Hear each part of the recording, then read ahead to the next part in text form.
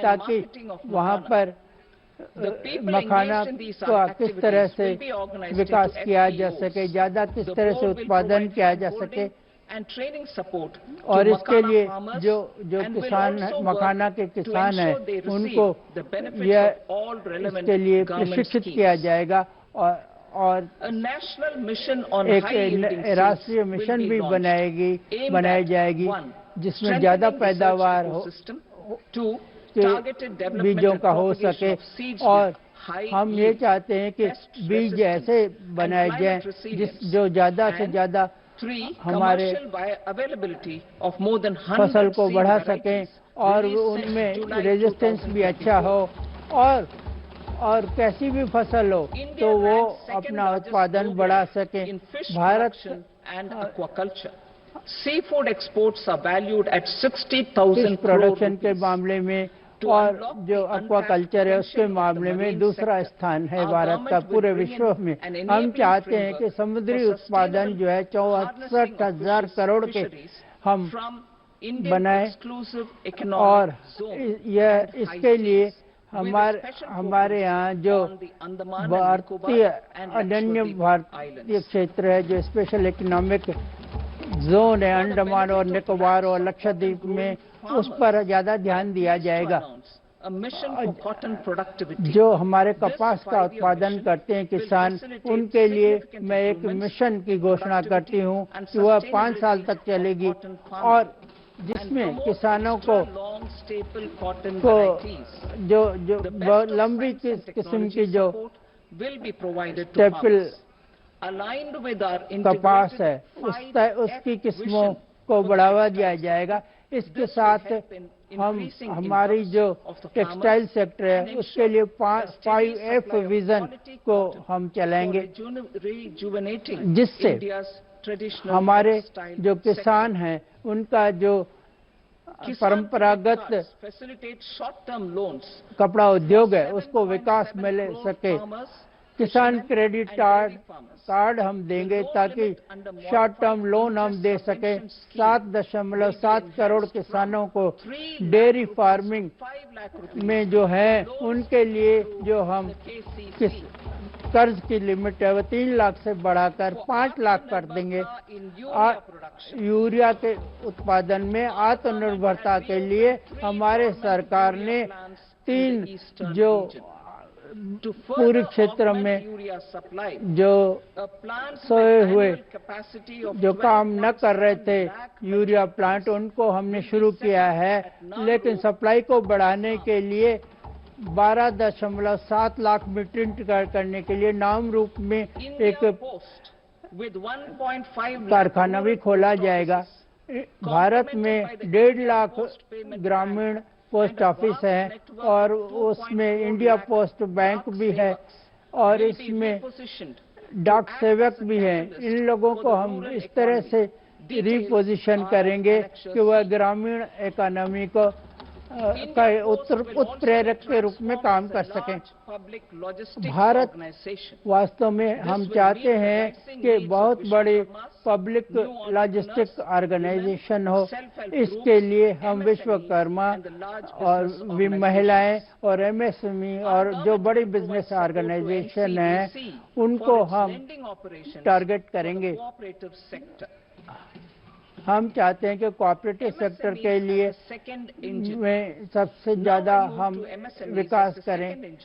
MSME वास्तव में एक दूसरा इंजन है जो वास्तव में हमारे निर्माण कार्यों में लगा हुआ है और सेवाओं में लगा हुआ है और 5.7 करोड़ इनकी संख्या है। 1 करोड़ से ज़्यादा रजिस्टर्ड MSME है जिसमें 7.5 करोड़ लोग को रोजगार मिला हुआ है और 36% वह हमारे निर्माण को बनाते हैं। वह एक भारत को एक मैन्युफैक्चरिंग हब बनाने में सहायक हैं। ये MSME हमारे 45% टेक्नोलॉजिकल अपग्रेडेशन निर्यात के लिए रिस्पॉन्सिबल है और वास्तव में यह इनको ज़्यादा पैसा मिल सके, ज़्यादा उनको कैपिटल मिल सके, इसलिए उसको हम 2.5 गुना बढ़ा रहे हैं। इससे हमारे युवाओं को लोग मिलेगा और रोजगार मिलेगा और साख को बढ़ाने के लिए हम क्रेडिट गारंटी कवर जो है उसको हमारे माइक्रो और स्मॉल एंटरप्राइजेस के लिए 5 करोड़ से लेकर बढ़ाकर 10 करोड़ तक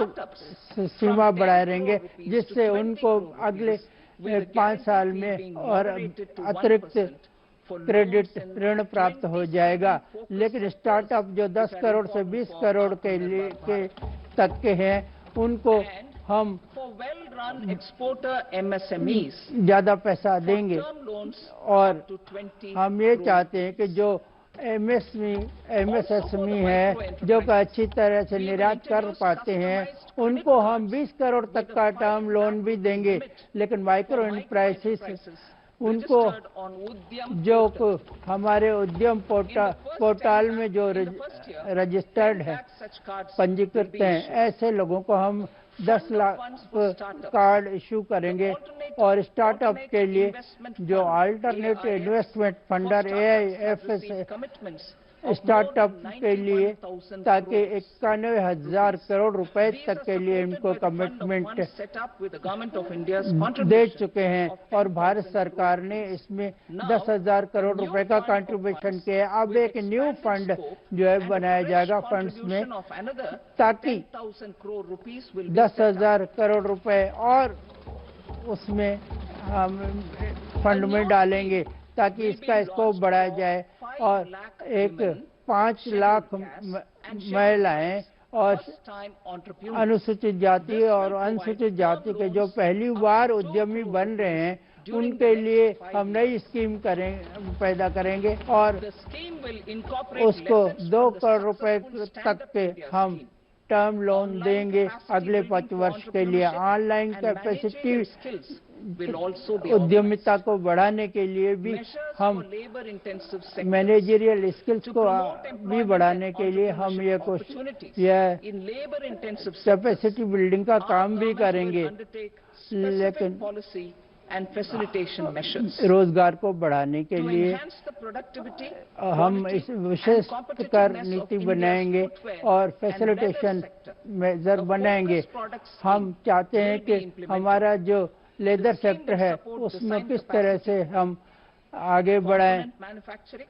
फुटवेयर में हम कैसे आगे बढ़ाएंगे, इसके लिए जो मशीनरी की जरूरत होती है और नॉन लेदर क्वालिटी फुटवेयर है उसके लिए और लेदर फुटवेयर को भी इसके साथ साथ सपोर्ट देंगे। इससे लगभग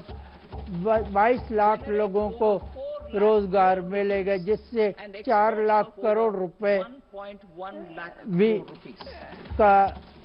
जनरेशन भी होगा और हम 1.4 लाख करोड़ रुपए का निर्यात भी कर सकेंगे।